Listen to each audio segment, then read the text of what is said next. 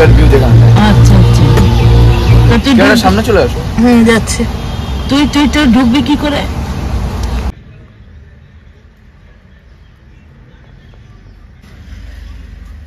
চলে যাচ্ছে গেট 1-এ, আমরা গেট 2-এর কাছে দাঁড়িয়ে আছি, ওয়েট করছি। এবার ওর মতন করে ঢুকে যাবে, আমরাও চলে যাব বাড়িতেই।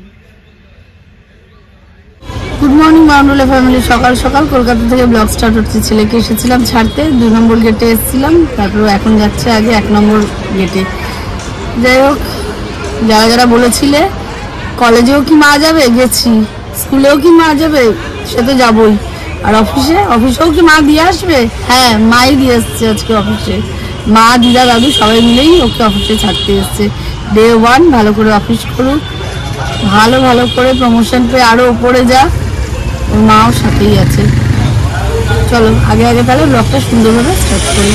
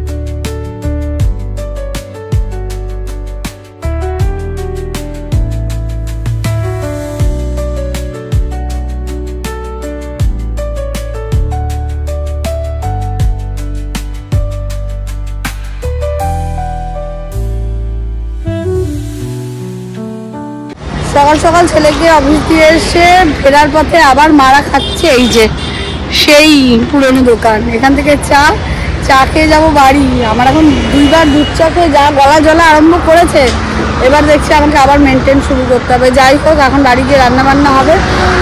মাছ টাছ কিছু নেই, কী হবে জানি না। যাই হোক, যা হবে দেখা যাবে। আগে তো বাড়ি যাই, নাহলে সেদ্ধ ভাতই খাবে আর রাত্রে ভালো কিছু খেয়ে নেবে। এখন আমার মার অবস্থা দেখো, শর নিয়ে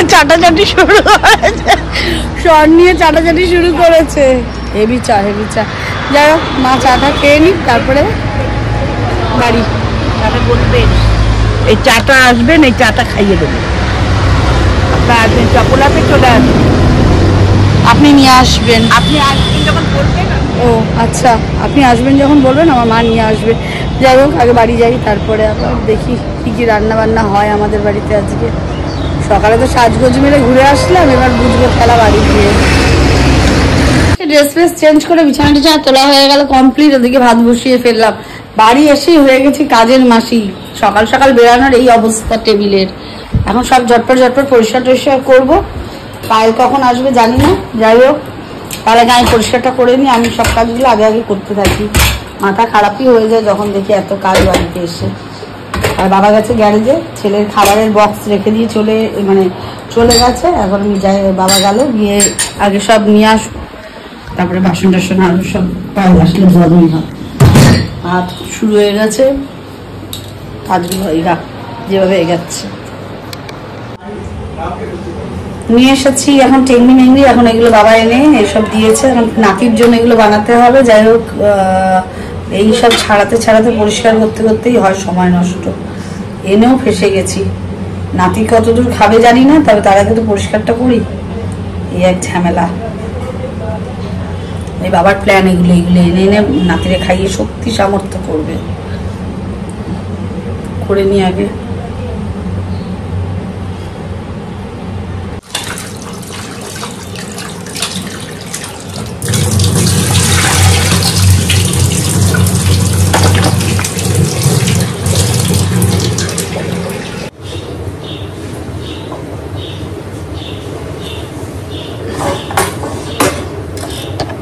পর এসছে আমাদের সবজি দিতে, বিনস আর গাজর। কতদিন পরে বৌদি ফোন করলো। হ্যাঁ তা ঠিক। বিনস আর গাজর দাও। এখন ভুলেই গেছে। ভুলে যাওয়াটাই বেটার, ও পাড়ার কাউকে মনে রাখাই উচিত না। আচ্ছা ঠিক আছে। হ্যাঁ, আমার ভালো লাগে না। ও পাড়ার কাউকে মনে রাখা আমার দরকার নেই। বিনস আর গাজর কি দোষ করলাম? ওই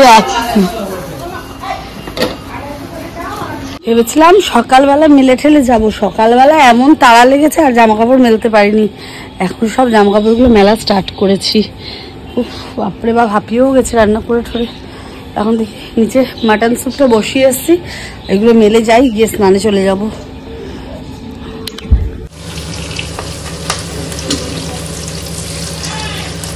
জোরটা রান্না হচ্ছে। এখানে হলো মাটনের স্যুপ আর এখানে হচ্ছে ডিম কোরমা। পেঁয়াজগুলো ভেজে নিলাম, কিশমিশটা দেবো আর খালি কৌটো খুঁজে বেড়াই এখানে ওখানে, দেখি এটা ভাজা হোক আগে। হলো না তো, এদিকে আবার খাওয়া কমপ্লিট আর আমাদের এইসব খাবার এখন খাই। আর ওইখানে মা বসে আছে রেডি হয়ে খাবে বলে, আমি খাই। দেখেছি সকালদিন খাইনি আমি, 3টে বাজে যা যাই খাওয়ার পরে একটু বেরিয়েছিলাম। তারপরে আবার বোনের সাথে বলতে বোন আগে চলে এসেছিলো, আমি পরে আসলাম একটু বিএমআরসিতে মায়ের জন্য। গিয়ে এখন এখানকার কাজ করে এবার বাড়ি যাবো, গিয়ে একটু রেস্ট পাবো, হয়তো 1 ঘন্টা 1.5 ঘন্টার মতন। প্রচুর চোখে ঘুম, একদম রেস্ট নেই, কিছু নেই, সেই সকাল থেকে একটানা চালিয়ে যাচ্ছি। এখন বাড়ি যাবো, তারপরে রেস্ট পাবো।